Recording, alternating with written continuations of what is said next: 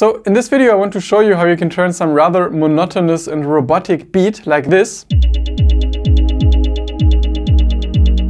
into some very active and engaging but also pleasantly glitchy soundscape that sounds something like this.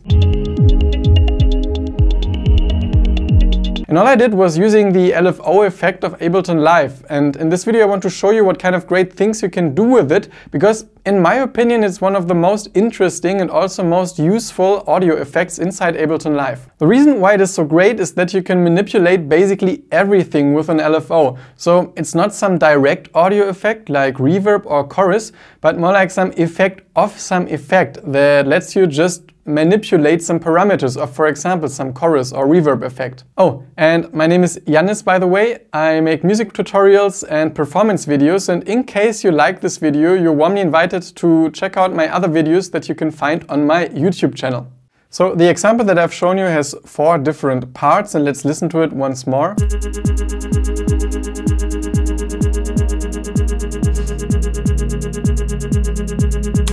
And I don't hate it, but we can just make it more interesting. And you can find the LFO under Audio Effects and Modulators. And here's the LFO, so we can just open it. And the way it works is quite simple. So you have some waveform, in this case a sine wave. You can also change it to some sawtooth wave, either up or down, or some triangle wave, some square wave. And what we're actually mostly going to use, the random thing. So it just jumps to some random parameters. And then you can also change tempo. I often synchronize it to the tempo of the song, somewhere like 16th notes or 8 notes, something like this. And otherwise, if you use hertz, you just use another measurement and it won't be synchronized to the tempo of your song, unless you manage to find it through the hertz number. But yeah, then you should just use this one to synchronize it. And depth can just make it less intense, although you apply the intensity also with those 0 and 100 knobs. We'll look at them in a second. And the offset can just also change a bit the way it starts, but we're not really going to use it here. Also, you can make the whole thing a bit smoother. So let's say we have this random thing and it makes very drastic jumps. If we smooth it out, you can see that the jumps won't be as drastic, and we'll also hear this when we apply it to something. And then there's also jitter, which is like some sort of distortion almost. You can see that it just moves a little more and starts like, I guess it's called jittering. And this way you can make it just more crazy. And now the only thing you have to do is to map this waveform to whatever you want to map it to, because you can do everything. And for this example, I loaded a kick and I used this kind of drum synth plugin and have a kick here. And let's listen to this alone. So we have this type of rhythm, but I want to make it sound more glitchy. So there has to be movement, there have to be notes that sound like they're swallowed up. So I map this to the pitch, for example. And now it's heavily glitchy, but we can say, okay, don't do too much. So let's say our lowest pitch should be around here, because if it goes too low, we don't really hear it. And yeah, actually it can go up a little. And already we have this kind of glitchy atmosphere of notes being swallowed up and stuff. And you can also play with the rate, for example, and made a first step towards getting this sound. And working with the LFO is basically experimenting. So now you see what happens if you apply now the same waveform to other things. So if you click here, you have more positions where you can map stuff. So let's see how it works with the attack. Because now we get even more swallowing, but we don't want so much. So 0 is fine because that's our punchy attack, but sometimes we want a slower attack, so we have more of those swallowing moments. And this way we get kind of some loop of always something new.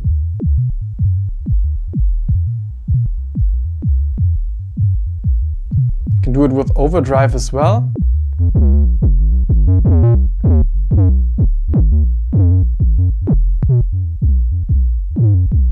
And you have to be careful to not overdrive. This would be the literal translation of some German word, but to not drive it too crazy, because it can be super funky, but sometimes you also get too excited and the next day you're like, oh, Jesus Christ. So just try to use a little of it for different parameters to just make it sound less like the static sound and add things that move. Same could go for the envelope, because this sometimes adds more punch to your sound. So you again want to maybe have it circle around 48 and 60 something, maybe even less, just a little.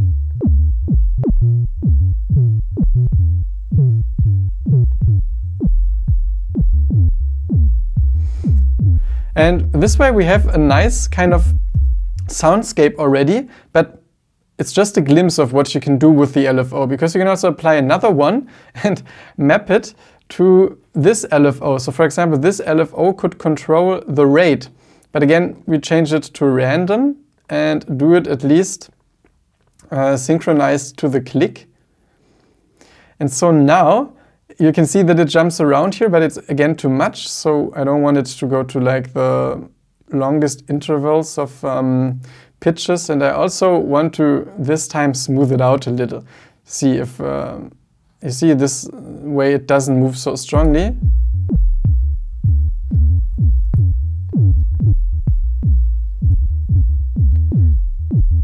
And now it's unpredictable. Of course you have to like it, but I'm always into those types of sounds.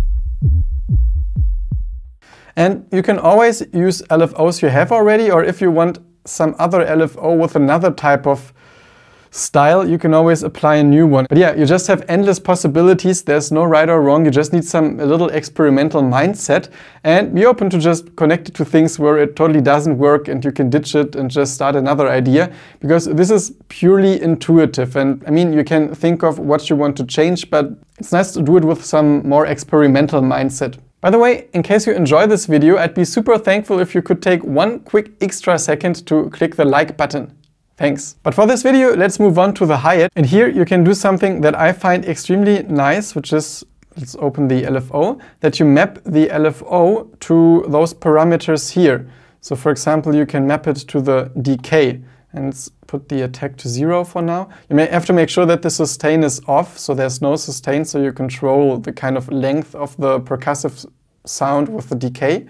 And let's take the random form again and make it 16th notes, because it's a 16th note pattern. As you can see here, 16th notes. And let's see what happens if we, apply this.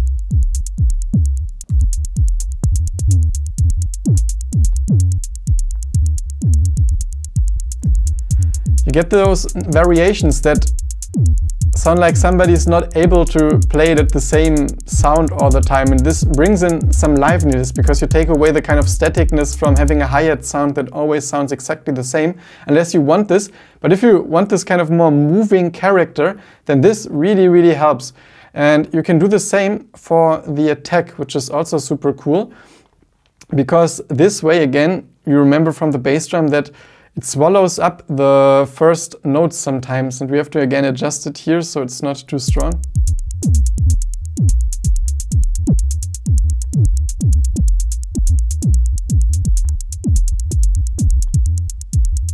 And all of a sudden it sounds way more interesting. You can also play maybe with filtering, so if you put this to the resonance and bring down the filter, you get a more, actually even more glitchy kind of thing. More lo-fi, but kind of cool, so you can also experiment with this. Always remember, you can adjust this to everything.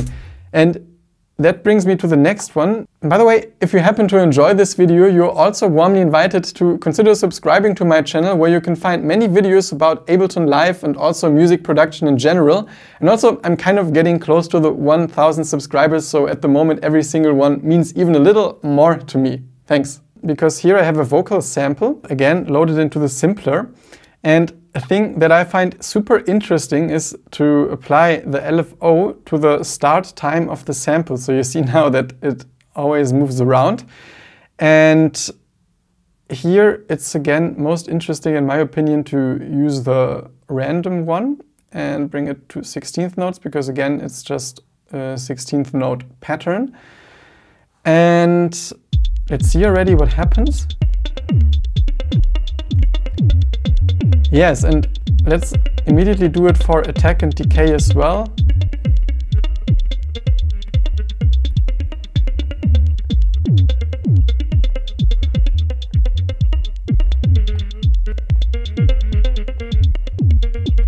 You get super nice textures. You see I also have a reverb going on the right side for some dirt, and I'll show you later how you can also apply the LFO to the reverb, but let's stick to the sample for now. Let's see if we can... The release doesn't have such a big impact here because the decay is very important, because the sound is so short. But anyway, this is really fun. And you can also go into the controls and, for example, try applying this to the pitch. But that can get very goofy.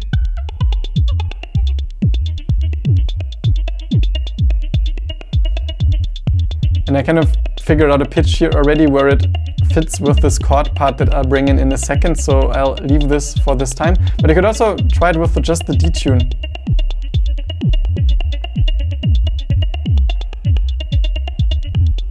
And all those other things like the pan, you could pan it around, and absolutely don't have any restrictions here. And of course you could also choose different LFOs for attack and decay, and release is not so important here, but it's still on. It's just for demonstration purposes, but yeah, you can have many of those and have all their individual tempos or waveforms, so yeah, so much potential fun. As you can see, I'm only using one plugin right now to edit different parts of this beat, and if you like this kind of approach of just using one thing for different things and sticking to rather one audio effect compared to 20, you're warmly invited to check out a class that I made for Skillshare, which is called Limitation in Music, where it's all about some limitations that you can set yourself in order to be more confident in what you do and also get more music done. And there's a link in the description where you can try the class 1 month for free without any strings attached. So be warmly invited to just have a look.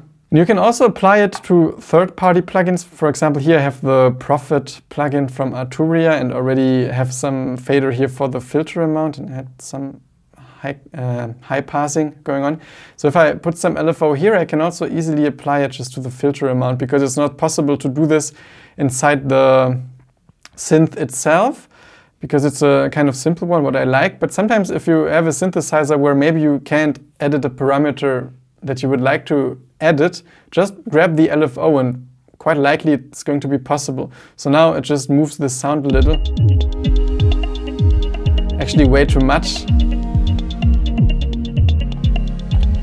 I don't want it this much, but I want a little bit of movement. But more on the lower register, so you can always fine-tune here where you want to have the motion.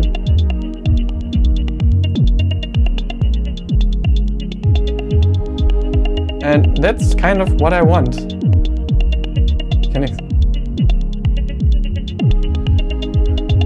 The jitter I rarely use. Smooth is sometimes nice for just making the whole transitions a little more pleasant and not too kind of stuttery.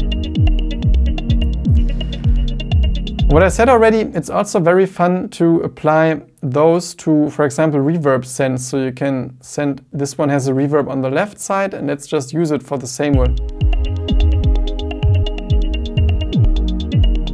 So every now and then you just get this kind of reverb swell on the left side. I would probably choose another LFO, but I want to quickly demonstrate you how you can make it.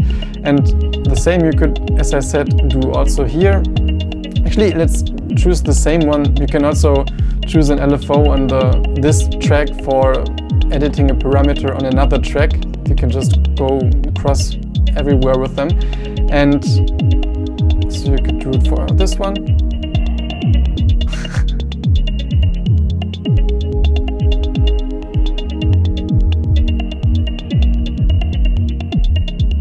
Just in some smaller amount. And all of a sudden you have some dirty stuttering on the right side. It's now not the most perfect example, but you know what I mean. And this is just a glimpse of what you can do.